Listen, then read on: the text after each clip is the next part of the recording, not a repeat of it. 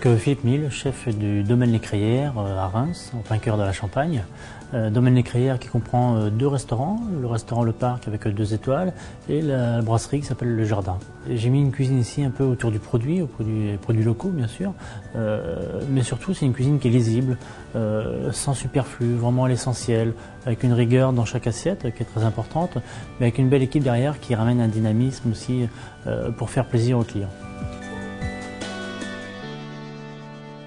Je vais vous préparer un foie gras borsch. C'est un foie gras qui a été cuit dans un consommé de bœuf à la betterave. On va commencer par dresser notre foie gras qui a été préalablement poêlé et ensuite poché. On va dresser au fond de l'assiette.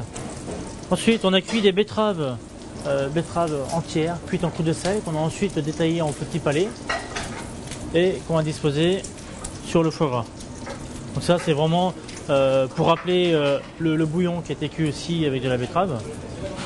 Donc ensuite, on a cuit des choux pak choy, qu'on a disposé pareil sur notre foie gras pour amener le côté végétal.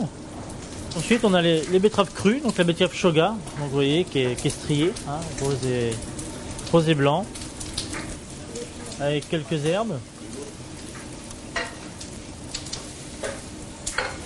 Ensuite, on a quelques croûtons qui ont été juste poêlés au beurre pour amener le côté croquant sur ce plat.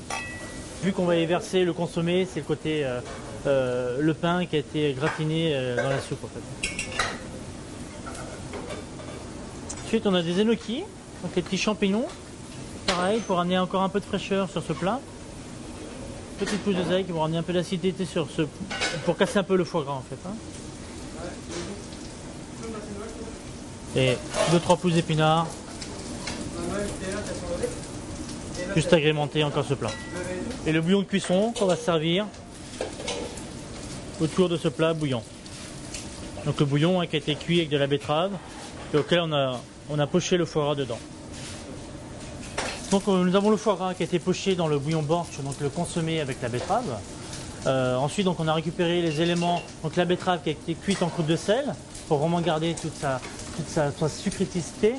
Et ensuite les copeaux de betterave crus, choux pak choy, pousses d'épinards, les champignons enoki et l'oseille qui va ramener l'acidité dans ce plat et les croûtons pour le côté croustillant.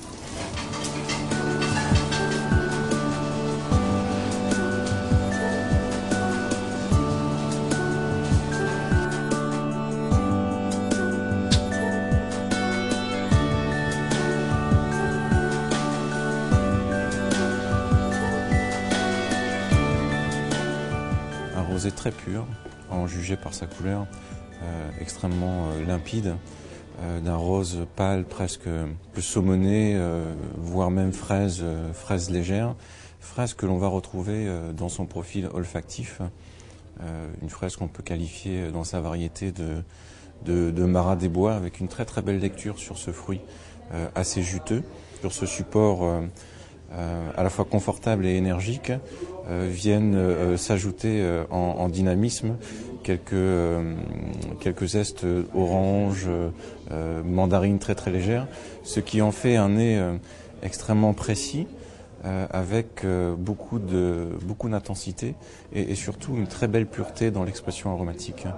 La bouche, elle, suit la même courbe de rigidité, avec cette même incisivité, où on retrouve cette sensation de fraise, mais complémentée avec la structure un peu nerveuse de la framboise à peine mûre, donc ce qui lui donne beaucoup de profondeur.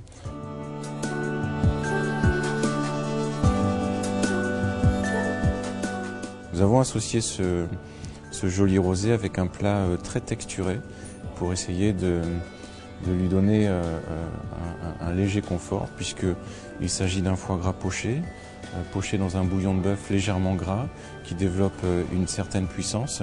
Dans ce tableau et dans cette discussion avec le vin, l'élément végétal qui est le choux pak choy et le champignon enoki qui donnent des directions parfois sous-estimées ou parfois je dirais qui peuvent réveiller certains caractères endormis que le dégustateur ne peut pas sentir directement sur le vin.